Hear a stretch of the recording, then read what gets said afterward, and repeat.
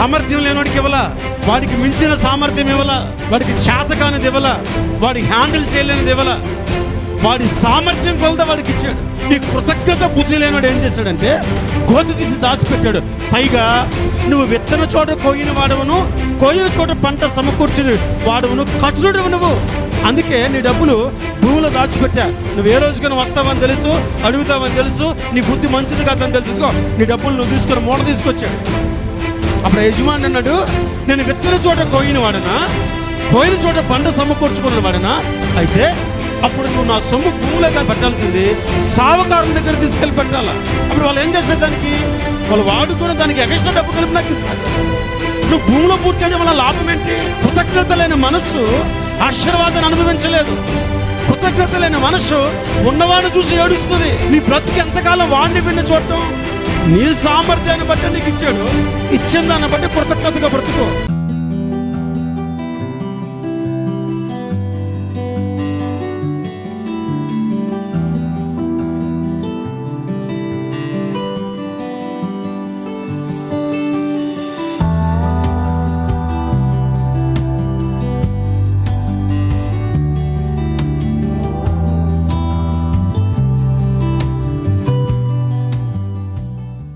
దేవుని పరిశుద్ధ నామానికి మహిమ కలుగునగాక.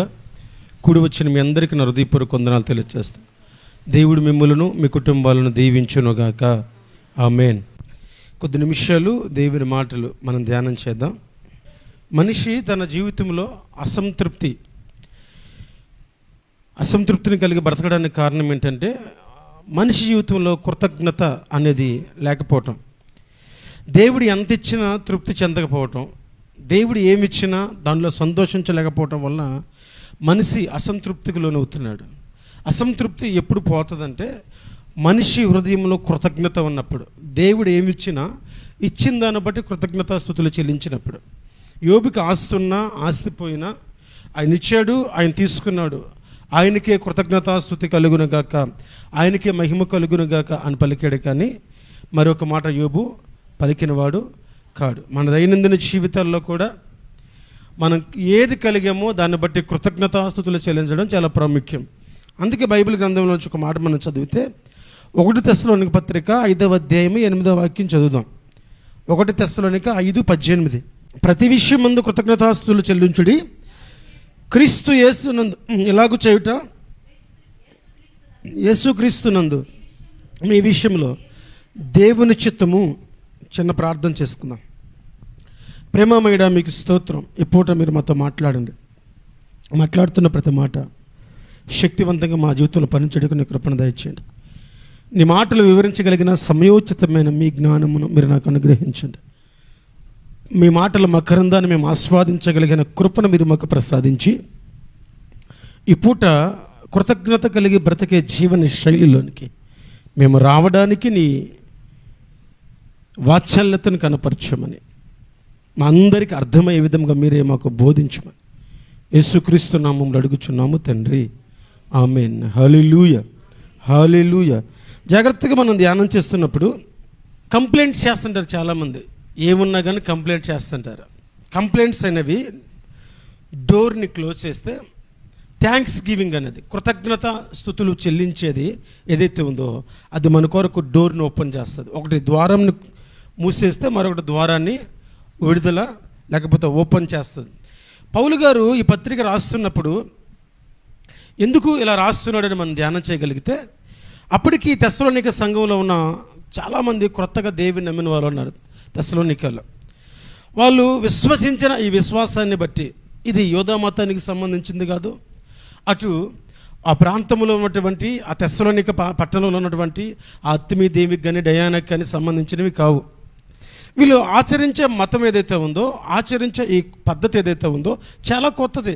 కాబట్టి జనాలు త్వరగా దాన్ని రిసీవ్ చేసుకోలేకపోయారు, మనుషులు త్వరగా దాన్ని అలవర్చుకోలేకపోయారు. వాళ్ళ మీదకి ఒత్తిళ్లు పెరిగాయి, బాధలు వచ్చాయి, హింసలు వచ్చాయి, శ్రమలు వచ్చాయి. అలాంటి పరిస్థితుల్లో వారి క్రైస్తవ్యము, వారి విశ్వాసము నిలకడలేనిదిగా అయిపోతుంది. ఉన్న వాటిని కోల్పోతుంది. వాళ్ళకు ఉన్నటువంటి జీవనోపాధి కావచ్చు, పని కావచ్చు, వారికి ఉన్న బంధువర్గం కావచ్చు, వారికి ఉన్న స్నేహాలు కావచ్చు, అన్నీ కోల్పోతున్నారు. ఈ కోల్పోతున్న స్థితిగతుల్లో వాళ్ళ విశ్వాసం నిలకడగా ఉండలేకపోతుంది. నిలకడగా ఉండలేకపోతుంది కనుక దేవుని వాక్యం ఏం చెబుతుందంటే ప్రతి విషయంలో కృతజ్ఞతాస్తుతి చెల్లించండి. మీరు ఏం కలిగి ఉన్నారో, మీకు ఏం పొందుకున్నారో, మీకు ఏం ఇవ్వబడిందో ఆ ప్రతి దాంట్లో కృతజ్ఞత కలిగి బ్రతకడం నేర్చుకోండి. దేవుడు మీకు ఇచ్చిన దాన్ని బట్టి కృతజ్ఞత చెప్పండి అంటున్నాడు. మరొక మాట ఆయన మాట్లాడితే ఏమన్నాడంటే కృతజ్ఞతాస్తుతులు చెల్లించాలంటే మంచి జరిగినప్పుడు మాత్రమే జనరల్గా మనం దేవునికి స్తోత్రం అంటాం. ఏదైనా సమస్య వచ్చినప్పుడు, ఏదైనా ఇరుకు వచ్చినప్పుడు, ఏదైనా ఇబ్బంది వచ్చినప్పుడు, మన ప్రార్థనకి సమాధానం ఆలస్యమైనప్పుడు, మనం అడిగిన స్థాయిని దేవుడు ఇవ్వనప్పుడు, మనం ఊహించిన స్థాయిలోకి మనం వెళ్ళనప్పుడు సాధారణంగా కృతజ్ఞతాస్తుతులు చెల్లించడానికి మనం ఇష్టపడం. పౌలు ఏమంటున్నాడంటే ఏ స్థితి అయినా, ఉన్న స్థితి అయినా, లేని స్థితి అయినా, సంపన్న స్థితి అయినా, దీనస్థితి అయినా కృతజ్ఞతాస్తుతి చాలా ప్రాముఖ్యం అని చెబుతూ ఈయన అన్నాడు దేవుని చిత్తాన్ని గ్రహించాలి అనే మాట ఇక్కడ ఉపయోగించాడు. ఎందుకు ఈ మాట ఉపయోగించాడంటే పౌలు గారు ఇక్కడ తన పిల్లలు ఎదుర్కొంటున్న పరిస్థితి దేవుడు దృష్టి పెట్టాలని వాళ్ళు అనుకుంటున్నారు. వీరికి తెలియాల్సిన విషయం ఏంటంటే దేవుడు వారి మీద దృష్టి ఉంచాడు. వాళ్ళ విశ్వాసాన్ని కొనసాగించేవాడు ఆయనే. ఇంకా దేవుడు మా కోసం పనిచేస్తున్నాడు అనే నమ్మకం వల్ల కలిగించాలనడానికి ఈ పత్రికను రాశాడు. ఈ 5వ అధ్యాయం చివరిలో మనం చూసినట్లయితే ఎల్లప్పుడూ ప్రభువునందు సంతోషించుడి, ఎడదెగగా ప్రార్థన చేయడి, అన్ని విషయంలో కృతజ్ఞతాస్తుతులు చెల్లించండి, ఆత్మను ఆర్పుకోవద్దు అనే విషయాలు బోధిస్తూ వచ్చాడు. ఇవన్నీ ఎందుకు పౌలు గారు వాళ్ళకి చెబుతున్నారంటే ఏ స్థితిలో ఉన్నా కృతజ్ఞత చెల్లించడం చాలా ప్రాముఖ్యమని. మన దైనందిన జీవితంలో కృతజ్ఞత స్తుతులు దేవుని చెల్లిస్తూ ముందుకు కొనసాగాలి అనేది పౌలు గారి యొక్క ఆలోచన. అయితే కృతజ్ఞతా స్తుతి అంటే ఏంటి, అది ఏం చేయగలదు, మన జీవితంలో ఎలా పనిచేస్తుందో కొన్ని విషయాలు మనం ధ్యానం చేద్దాం. ఇదే 5వ అధ్యాయము 18వ వాక్యం చదువుతున్నప్పుడు ప్రతి విషయంలో కృతజ్ఞతాస్తుతులు చెల్లించుడి, క్రీస్తు యేసునందు మీ విషయమై దేవుని చిత్తం అదే అని మాట్లాడాడు. కృతజ్ఞతాస్తుతి అనేది, కృతజ్ఞత చెల్లించడం అనేది దేవుని చిత్తం. ఎవరైనా దేవుని చిత్తం చేయాలి అని ఆశపడితే వారు చేయాల్సిన మొట్టమొదటి పని ఏంటంటే ప్రతి విషయంలో కలిగిన ప్రతిదాన్ని బట్టి, అనుభవిస్తున్న ప్రతిదాన్ని బట్టి, ఆస్వాదిస్తున్న ప్రతిదాన్ని బట్టి, దేవుడు మనకిచ్చిన ప్రతిదాన్ని బట్టి, దేవుని యొద్ద నుంచి పొందుకున్న ప్రతిదాన్ని బట్టి కృతజ్ఞతాస్తుతి చెల్లించాలి. కృతజ్ఞతాస్తుతి చెల్లించడం అనేది దేవుని చిత్తం. ఈరోజు నేను దేవుని చిత్తం చేస్తున్నాను అనడానికి రుజువు ఏంటంటే ఆయన నాకు ఏమి ఇచ్చాడో దాన్ని బట్టి కృతజ్ఞత, నేను ఏం కలిగి ఉన్న దాన్ని బట్టి కృతజ్ఞత, సంపన్న స్థితి అయిన కృతజ్ఞత, లేమి కలిగిన కృతజ్ఞత, అన్ని కలిగిన కృతజ్ఞత, అన్ని పోగొట్టుకున్న కృతజ్ఞత. ఆనందించుడి, మరలా చెప్పుతున్న ఆనందించుడి, ఎల్లప్పుడూ ప్రభువునందు ఆనందించుడి.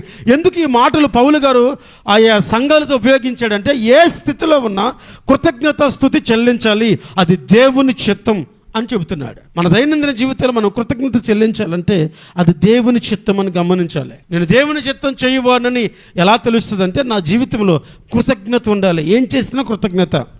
యోబు కాస్తున్నప్పుడు వేకువన లేచి బలర్పించి బిడ్డల కోసం ప్రార్థన చేశాడు. ఆస్తి పోయినా, భార్య వచ్చి దూషిస్తున్నా, దేవుని దూషించి చచ్చిపోయి ఇంకెందుకు బ్రతుకున్నావు అని చెప్పినా దేవుని దూషించకుండా ఆయన ఇచ్చాడు, ఆయనకు తీసుకున్నాడు. ఆయనకి మహిమ కలుగును గాక, ఆయనకి కృతజ్ఞతాస్తుతులు కలిగిన గాక, ఆయన గణపరచబడును గాక అనే ఆలోచన ధోరణి కనపడుతుంది. కానీ ఏ క్షణము కూడా తన నోటి మాట అయిందనను దేవుడు అన్యాయం చేశాడని ఎప్పుడు యోబు పలకల. కృతజ్ఞత అంటే అది. అట్టి కృతజ్ఞత, అలా కృతజ్ఞతగా బ్రతికే జీవితం మనకుందా అంటే ప్రశ్నార్థకమే. కృతజ్ఞత అనేది ఏం చేస్తుందంటే ఫిలిప్పీయులకు రాసిన పత్రిక 4వ అధ్యాయము 6-7 వాక్యాలు చదువుతాం. దేనిని గురించి చింతింపకుడి కానీ ప్రతి విషయంలోనూ ప్రార్థన విజ్ఞాపన చేత కృతజ్ఞత పూర్వకంగా మీ విన్నపములు దేవునికి తెలియచేయుడి. అప్పుడు సమస్త జ్ఞానమునకు మించిన దేవుని సమాధానము యేసుక్రీస్తు వలన మీ హృదయములకు మీ తలంపులకు కావలియుండును. పౌలు గారు ఫిలిప్పీయులకు రాస్తూ వీళ్ళకి ఏం చెప్పాడంటే దేని గురించి చింతించుకుడి కానీ ప్రతి విషయంలో ప్రార్థన విజ్ఞాపన చేయండి, కృతజ్ఞత పూర్వకంగా మనంగా చేయండి. దేవుని మీ విన్నపాలను దేవునికి తెలియచేయండి. అప్పుడు సమస్త జ్ఞానములకు మించిన దేవుని సమాధానము క్రీస్తు వల్ల మీ హృదయాలకు మీ తలంపులకు కావలి కాస్తుంది. కృతజ్ఞత అనేది శాంతిని తీసుకొస్తుంది. కృతజ్ఞత అనేది కావలి కాచేలా చేస్తుంది. కృతజ్ఞత అనేది దేవుని చిత్తాన్ని మన జీవితంలో వెల్లడి చేస్తుంది. కృతజ్ఞత అనేది దేవుని చిత్తము. కృతజ్ఞతాస్తుతులు చెల్లించడం అనేది మనకి కావలి కాస్తుంది, మనకి శాంతిని తీసుకొని వస్తుంది. మనం శాంతిగా ప్రశాంతంగా జీవించాలని కృతజ్ఞతాస్తుతులు చెల్లించడం, ప్రార్థన చేయడం, ఇవి రెండున్న చోట సమాధానం ఆటోమేటిక్గా ఉంటుంది. కీర్తనకారుడు ఒక మాట అంటాడు, సహోదరుల ఐక్యత కలిగి నివసించుట ఎంత మేలు ఎంత మనోహరము, శాశ్వత జీవమును ఆశీర్వాదమును అచ్చట ఉండవలని యెహోవా సెలవిచ్చి ఉన్నాడు. ఐక్యత గురించి మాట్లాడుతున్నాడు అక్కడ. ఇక్కడ పౌలు ఏం మాట్లాడుతున్నాడంటే కృతజ్ఞతా స్తుతి ఏదైతే ఉందో, ఈ కృతజ్ఞత కలిగిన మనసు ఏదైతే ఉందో, ఇది నీ జీవితంలోనికి శాంతిని తీసుకొని వస్తుంది అని చెబుతున్నాడు. అది దేవుని చిత్తమే, అంత మటుకే కాదు, దానివల్ల శాంతిని తీసుకొని వస్తుంది.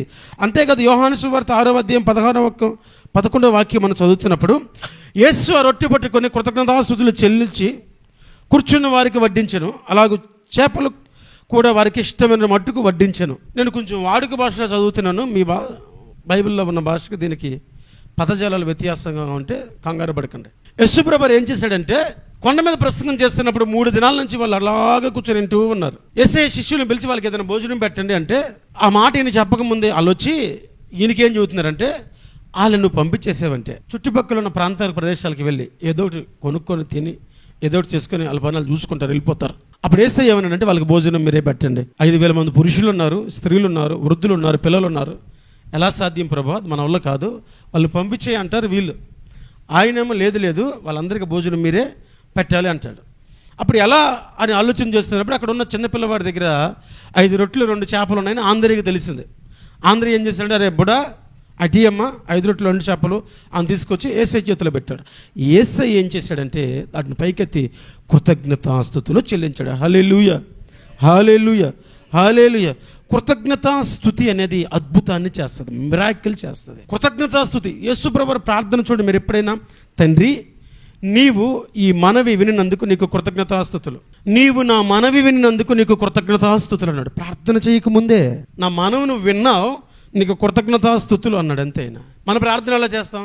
యేసు నామములో అడుగుచున్నాము తండ్రి ఆమేన్ అంటే కానీ మన ప్రార్థన ముగియదు. నేను తప్ప అంటలే దాన్ని. ఈయన ఎలా ప్రార్థన చేశాడు? ఆకాశం వైపు చేతులెత్తి, తండ్రి నీవు నా మనవి వినినందుకు నీకు కృతజ్ఞత, అంటే నా హృదయములో ఏ తలంపు అయితే కలిగిందో అది నువ్వు విన్నావు, నీకు కృతజ్ఞతాస్తుతులు అన్నాడు. ఆయన ఆత్మీయ స్టాండర్డ్స్ చూడండి ఎలా ఉన్నాయో. కృతజ్ఞతాస్తుతులు చెల్లించి దింపగానే 5,000 మంది పురుషులు తిన్నారు, స్త్రీలు తిన్నారు, వృద్ధులు తిన్నారు, పిల్లలు తిన్నారు. 12 గంపలు మిగిలాయి. తెచ్చిన దానికంటే తిన్నది ఎక్కువ, తిన్నదాని తర్వాత మిగిలింది 12 గంపలు. ఆ బుడ్డోడు తెచ్చింది ఎన్ని గంపలు ఉంటాయి? 2 రొట్టెలు చిన్న చేపలు. చాలా చక్కగా రాశాడు. 5 రొట్టెలు 2 చిన్న చేపలు అని రాశాడు. 5,000 మంది తిన్నారు, 12 గంపలు మిగిలాయి. కృతజ్ఞత అనేది అద్భుతాలు చేస్తుంది మన జీవితంలో. అందుకే దేవుని వాక్యం అంటుంది, ఇచ్చిన దాన్ని బట్టి కృతజ్ఞతగా బతుకో, ఇచ్చిన వనరుని బట్టి కృతజ్ఞత బతుకో.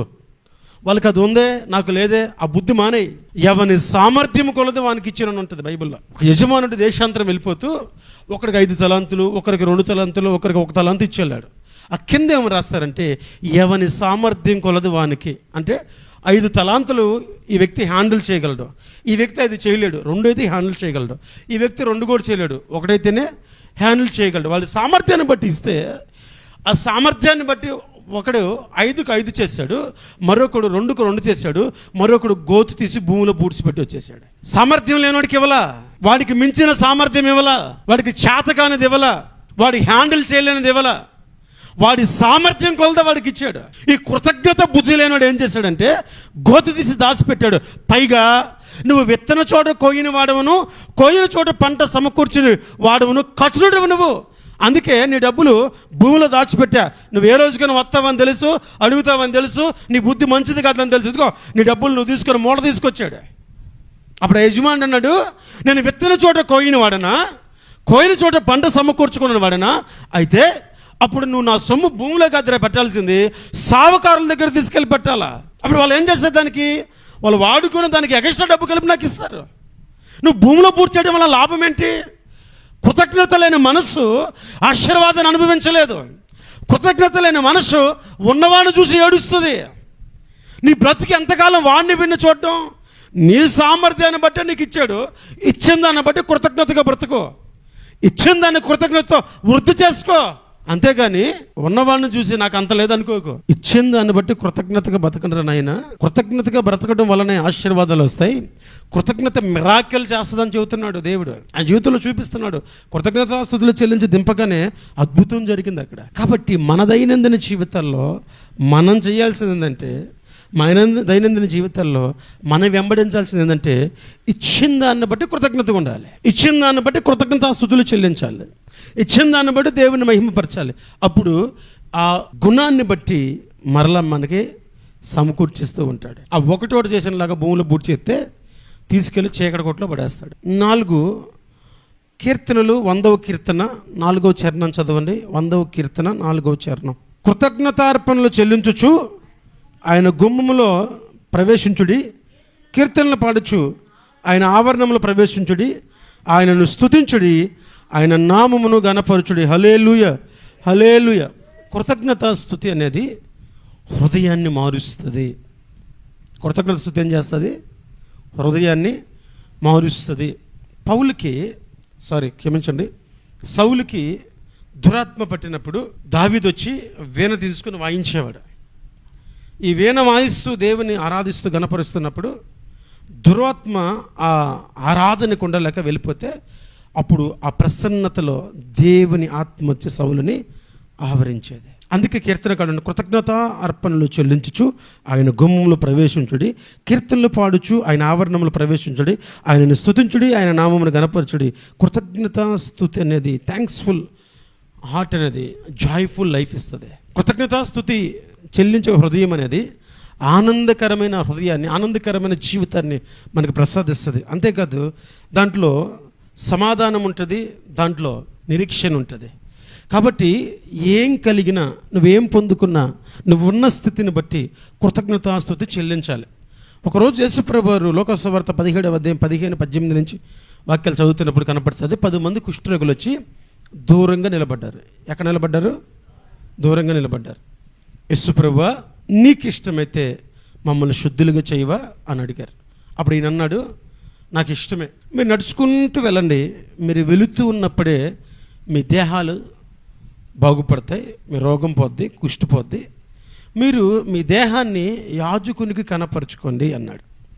కనపరుచుకొని ధర్మశాస్త్ర ప్రకారము శుద్ధీకరించబడిన తర్వాత ఏ కానుకలు చెల్లించాలో వాటిని చెల్లించండి అని చెప్పి 10 మంది నడుచుకుంటూ వెళ్తున్నారు. 10 మంది శుద్ధులయ్యారు. ఒక్కడు తిరిగి వచ్చాడు. ఆ వ్యక్తి సమరయుడు అని రాస్తుంది అక్కడ. వచ్చి యేసయ్యకి తన దేహాన్ని చూపించాడు. అయ్యా, నేను బాగుపడ్డానయ్యా, చాలా వందనాలయ్యా, నీకు నా శరీరం అంతా బాగైపోయిందయ్యా, ఇంకా మా ఇంటికి వెళ్ళిపోతానయ్యా అని యేసయ్యకి ఒక్కడే చూపించి, అప్పుడు యేసయ్య అన్నమాట అంటే తక్కిన 9 శుద్ధులు కాలేదా, ఏరేళ్ళు అన్నాడు.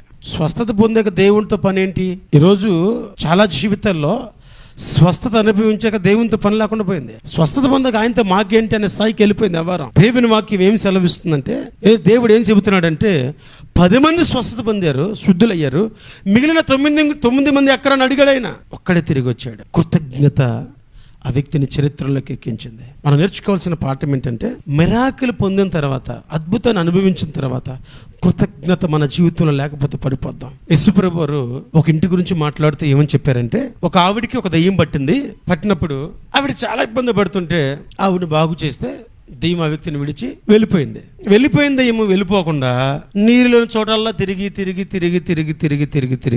దానికి ఎక్కడ ప్లేస్ దొరక్క పాతిల్లు చూద్దామని వచ్చింది. ఆ పాతిల్లంట శుభ్రంగా చిమ్మి ఏది ఎక్కడుండాలో అక్కడ అమర్చేసి నీట్గా పెట్టారంట. అప్పుడు దెయ్యం అనుకుంది, నేను అక్కడక్కడ తిరుగుతున్నప్పుడు చాలా దెయ్యాలు కనపడ్డాయి, పాపం ఇల్లు వాటికి, మా పాత ఇంట్లో చాలా ఇల్లు ఉంది, నేను దూరే కూడా ఇంకా సందు ఉంటుంది, కాబట్టి మీరు కూడా రండి అని దానికంటే మరీ చెడ్డ దెయ్యాలు ఇంకొక 7 వేసుకొని వచ్చిందంట. అప్పుడు యేసయ్య ఏమంటాడంటే, ఆ ఇల్లు పాటు ఎలా ఉంటుందో చూడండి అన్నాడు. ఒక దెయ్యం ఉన్నప్పుడే ఎలా ఉందో తెలుసు, ఇప్పుడు దానికంటే చెడ్డ దెయ్యాలు మిగతా 7 ప్లస్ 1 మొత్తం 8 కలిసి దూరితే ఇంకా అల్లి పరిస్థితి ఏంటి? బాగుపడిన తర్వాత కృతజ్ఞత కలిగి దేవుని కదా హృదయ గదిలో పెట్టుకోవాలి. బాగుపడిన తర్వాత కృతజ్ఞత కలిగి గృహంలో దేవునికి సంబంధించిన దైవికమైన కార్యకలాపాలు కదా ఉండాలి. అవి లేనప్పుడు దానికంటే చెడ్డ వాటిని 7 తీసుకొచ్చి కొంపలో దూరు చేసింది. ఇంకా ఆ ఇల్లు ఏ పాట ఉంటుందో ఎలా ఉంటుందో అది ఇంకా మీ విజ్ఞతకే వదిలేస్తున్నా. కృతజ్ఞత లేకపోతే, చేసిన దాన్ని బట్టి, ఇచ్చిన దాన్ని బట్టి, కలిగిన దాన్ని బట్టి కృతజ్ఞత లేకపోతే జీవితం అంతకంటే దారుణమైన స్థితికి వెళ్ళిపోద్ది అనడానికి అది సూచన. 2 మనం ధ్యానం చేస్తే 103 కీర్తన 2వ చరణంలో, నా ప్రాణమా యెహోవాను స్తుతించుము, నా అంతరంగం సమస్తమా ఆయన ఉపకారములలో దేనిని మరి. ఎవరి కీర్తనకారుడు? దావీదు. ఒక మాట చెప్పాలంటే మన పితరుడు. దేవుడు ఉపకారాలు, దేవుడు ఏం చేశాడు? ఉపకారాలు చేశాడు. నా ప్రాణమా దేన్ని మరవద్దు. బైబిల్లో ఒక ధనవంతుడు ఆయన ఏమన్నాడంటే, నా ప్రాణమా తిను తాగు శుభ్రంగా సుఖపడి అన్నాడు. వెంటనే దేవుడు అన్నమాట అంటే, వెర్రివాడా ఈ రాత్రి నీ ప్రాణం అడుగుతున్నాను రమ్మన్నాడు. అయిపోయింది. దావీదు ఏమంటే, ఉపకారంలో దేన్ని మరవద్దు. ఏది మరవద్దు, ఏది మరవడానికి వీలు లేదు. అపోస్తల కార్యాలు 16:25 మనం చదువుతున్నప్పుడు పౌలు చీలను కొట్టి బండకు బిగిచ్చేస్తే ఏడవాలి, దుఃఖించాలి, రోధించాలి, ప్రార్థన చేస్తూ పాటలు పాడుతున్నారంట వాళ్ళు. ప్రార్థన చేస్తూ, అది కదా కృతజ్ఞత అంటే. లుస్త్రా దెర్బేలో పౌలుని రాళ్లతో కొట్టి ఈడ్చి పట్టణం వెలుపల పడేసి చచ్చిపోయారా అని బయటికి వెళ్ళిపోతే శిష్యులందరూ చుట్టూ నిలబడి చూస్తున్నారు. ఏం చేద్దాం ఇప్పుడు, ఎక్కడ సమాధి చేద్దాం, చచ్చిపోయాడే, అయ్యో గొప్ప దైవజనుడు అని మాట్లాడుకుంటూ ఉంటే అప్పుడు లేచాడు ఆయన. మళ్ళీ లేచి బట్టలు దులుపుకొని మరొక పట్టణంలోకి వెళ్ళి ఎస్ఐ గురించి ప్రకటిస్తూ వచ్చాడు. ఇదే సందర్భాన్ని పురస్కరించుకుని పౌలు ఒక మాట రాస్తా అంటాడు, నిత్యము విజయోత్సవంతో ఊరేగించుచున్న దేవునికి స్తోత్రం అని రాశాడు. ఎలాంటి స్థితిలో, అలాంటి స్థితిగతులు మనకుంటే కృతజ్ఞత కలిగి బ్రతకగలమా? కృతజ్ఞత కనబరచగలమా? యెహోవా ఇచ్చాడు, యెహోవా తీసుకున్నాడు, ఆయనకి స్తోత్రం అన్న యోబులాగా ఉండగలమా? కొట్టి ఈడ్చి బయట పడేస్తే లేచి దులుపుకొని మరలా పట్టణంలోకి వెళ్ళి ఎస్ఐ గురించి ప్రకటించేంత కృతజ్ఞత మనకుందా? బ్రతుకుడు కిరిస్తే చావైతే లాభం అని పలికిన పౌలు వంటి జీలమా? యేసుప్రభు వారికి సిలువైద్దండి, పేతురు ఎలా చనిపోయాడని ఎవరైనా అడిగితే యేసయ్యలాగా సిలువేశారని చెప్పుకుంటారు. అయితే నేను పాలుబాగుడిని కాను, తల్లకిందులుగా సిలువైనాను అని చెప్పిన పేతురు వల్ల మనం పని చేయగలమా? కృతజ్ఞత అది లేక ఈరోజు క్రైస్తవ్యం పాడైపోతుంది అనడంలో ఏమాత్రం సందేహం లేదు. దేవుడిచ్చిన దాన్ని బట్టి దేని బట్టి కృతజ్ఞత లేదు. కంపేర్ చేసుకుంటాడు వాడితో వీడితో. వాళ్ళతో నీతో నీకేం పని? నీకు ఏదైనా పని ఉందంటే నీతో దేవునితో, దేవుడిచ్చిన బాధ్యతతో దాన్ని ఎంత చక్కగా నెరవేర్తిస్తున్నావు దాంతో, ఆయన నీకు ఇచ్చిన దాంతో, దానికి ఎంత కృతజ్ఞతగా నువ్వు బ్రతుకుతున్నావు దాంతో, అంతే. వేరే వేరే వాటి గురించి కాదు. ఇట్టి కృపలను, ఇట్టి కృతజ్ఞత బ్రతుకును దేవుడు మన జీవితంలో దయచేయునుగాక.